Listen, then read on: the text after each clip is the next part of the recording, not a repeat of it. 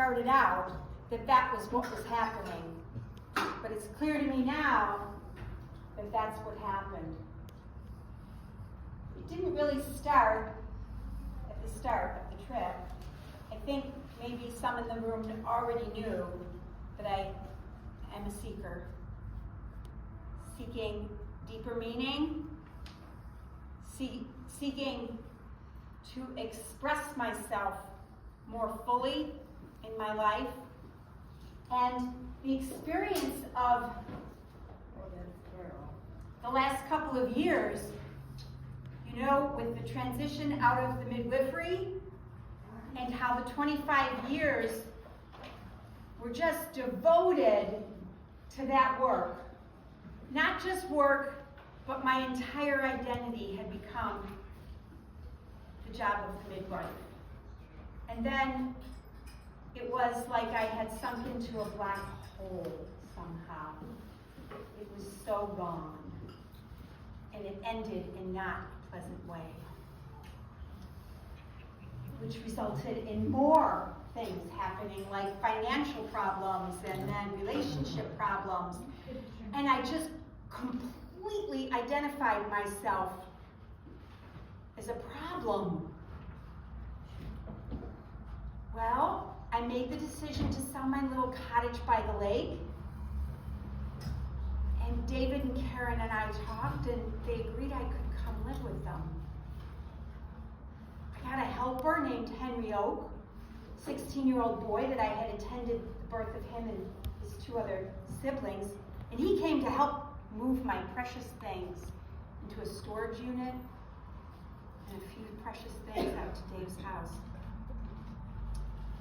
As Henry and David and I talked about how the day was going to look, what thing was going to go where, and it was going to all go very smoothly, we're looking out in the backyard, and don't we see some fox? Now, I wouldn't have believed it if it was just my own eyes, because fox don't want to be seen. I don't know if you've ever seen a fox, but mainly they don't want to be seen. They're foxy. They hide, they scamp away. We have them in our yard. You saw them? Well, we didn't see them, but there's trash. No, you can't see them, see? Yeah. They don't want to be seen. Right. They have the power of invisibility and My dog knows where they are. shape-shifting. Okay. Another time, I'm driving on the 219 and there was another fox. A third encounter with a fox. I turn onto the road that I usually cut through and I saw it. It was dusk. I turned the headlights down and I eased the car along very slowly and I stopped. That fox came out and made eye contact. I said, that was a real encounter. That was a real fox encounter, Bridget. It wasn't just an ordinary flying by fox, thinking, oh, maybe you saw a fox. It was a, hey lady, we're talking to you.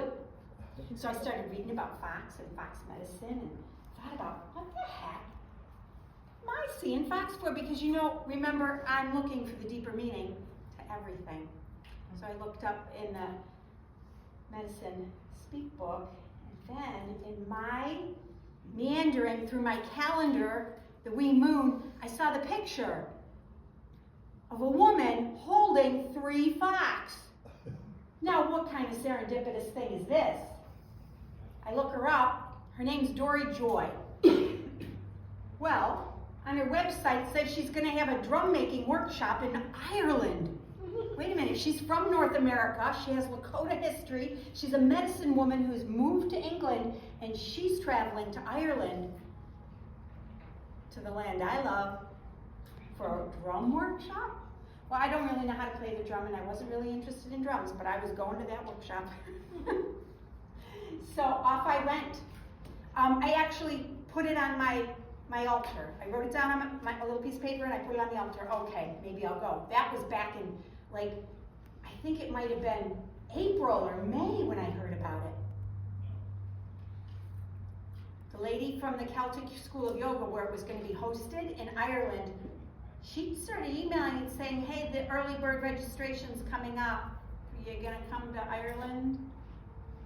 So after I figured it out and said yes. All I did was register for the workshop. 3 days. I'm going to Ireland for 3 days. And while I'm there, I'll probably go see Dara, my friend out on the Aran Islands. He's a Celtic priest that we've met before. Okay, so I had 9 days planned. And then the pilgrimage begins, and the surrendering to the invitation to stay. I have a friend who lives, she has a cottage on in England on the Isle of Wight, and she had invited me to come. And I was wanting some solitude and thinking that I would go there to write.